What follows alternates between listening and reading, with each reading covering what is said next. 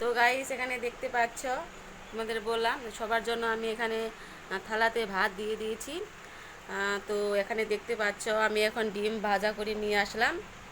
তার সঙ্গে আছে এখানে শসা কাটা আছে। আর এইখানে দেখতে পাচ্ছ থালার মধ্যে এখানে কচু শাক করেছি। সবার থালে থালে আমি দিয়ে দিয়েছি। সবার থালে দুটো করে শসা আর হচ্ছে কচু শাক আর ডিমের অমলেট দেওয়া আছে। আর এখানে দেখতে পাচ্ছ গাইস, এটা হচ্ছে আমি করেছি বেগুন দিয়ে হচ্ছে শীতল। শীতল কী জিনিস সেটা তোমরা অনেকে জানো বা কেউ জানো না। তো এটা শুটকি মাছ দিয়ে এক ধরনের একটা রেসিপি, তো দারুণ খেতে, খুব সুস্বাদু। তো গাইস আর কি বলবো।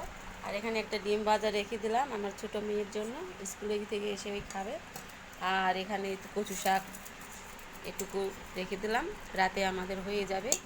তো গাইস আর কি বলবো। তো এখন খুব খিদা পেয়েছে, সবাই এখন খাওয়ার জন্য প্রস্তুত হয়েছে। তো ভিডিওটি যদি ভালো লাগে অবশ্যই অবশ্যই তোমরা লাইকটা করে দিও গাইস, আর সাবস্ক্রাইব করতে একদম ভুলবে না। তো এখানে আমি শেষ করছি, তো তোমরা দেখতে থাকো।